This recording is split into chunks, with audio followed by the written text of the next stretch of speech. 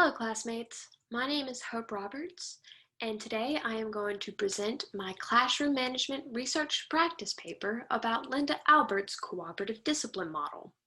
So first of all, Linda Albert is an educator and author for many years, and she created this model with the idea that students misbehave for a reason. And she has identified the four major goals of student misbehavior. Those are attention seeking, power seeking, revenge seeking, and avoidance of failure behaviors. So she gives us examples of those behaviors. So attention seeking, examples of that would be like making noise during class or interrupting class and being disruptive.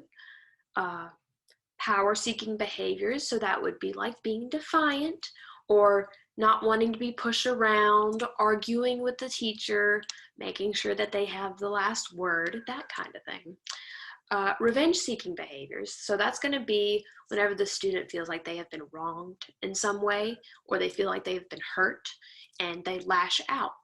So that could be yelling at the teacher or just threatening to cause physical harm to another student or to themselves or to the teacher.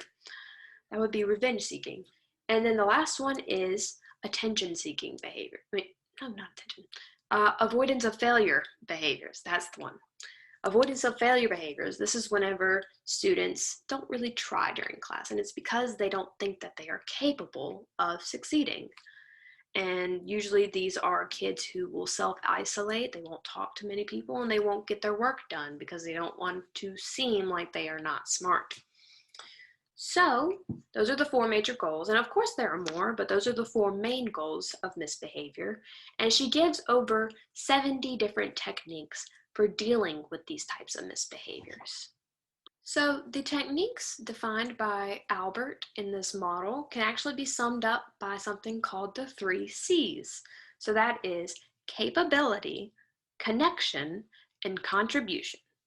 Capability is instilling the belief in students that they are all capable of success. No matter where they come from, we want to encourage that growth mindset in students. The second one is connection. So that is building positive relationships with students.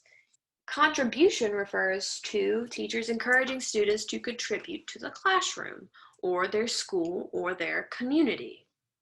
So, does this model have any peer-reviewed research support? And that is yes. There was a group of 50 educational science students at the University of Tehran, and what they wanted to do is compare the efficiency of cooperative learning between males and females at the college level. What they did find is that both males and females had improved quality of learning through the cooperative learning approach, and also they felt that their interpersonal skills, their attitude, their confidence, and their patience also improved. They also said that the classroom had a more calm and relaxing atmosphere with the cooperative learning approaches in place.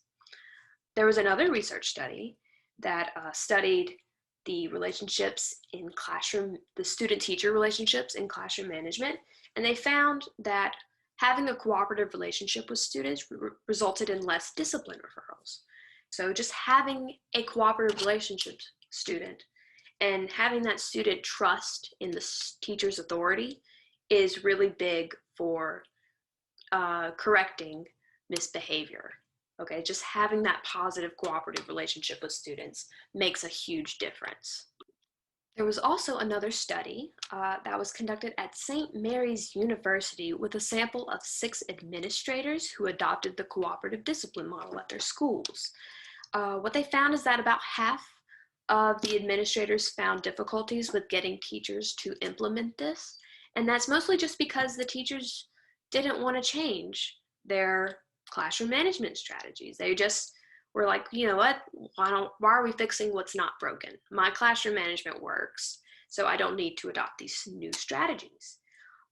So what they found is that there were a lot less office referrals, and teachers were better able to manage classroom discipline without administrative assistance.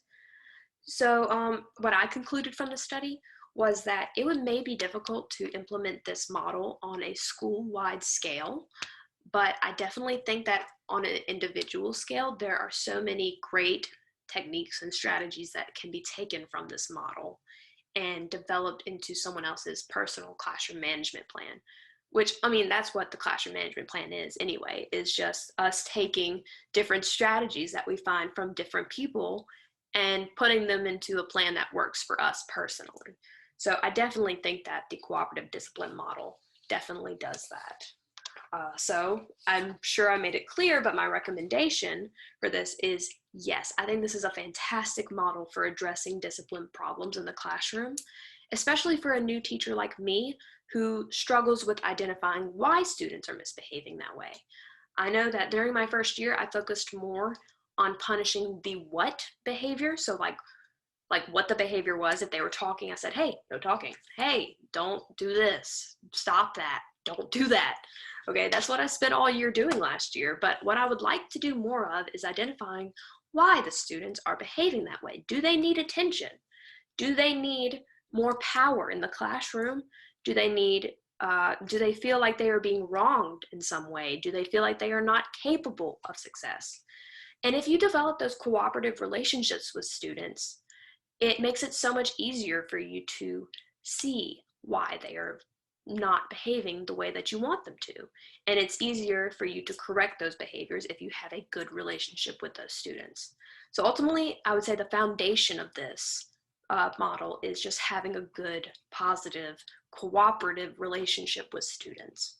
I am going to link a PDF to this book. It's actually Building Classroom Discipline. It's a whole book, but this is just one chapter from the book. It's chapter 12, which describes Linda Albert's cooperative discipline model. And it gives really good detail about the model. And it gives all these different techniques and explains really well how these behaviors work. And for a first year teacher like me, I think it's fantastic. But yeah, that's pretty much the end of this presentation. I hope you enjoyed it, and I can't wait to see your presentations. I hope that you check out this model, and because I highly recommend it, and take some of those strategies in the model, because I know I will. And yeah, that is it. I hope that you guys have a wonderful, wonderful school year this year. All right, bye.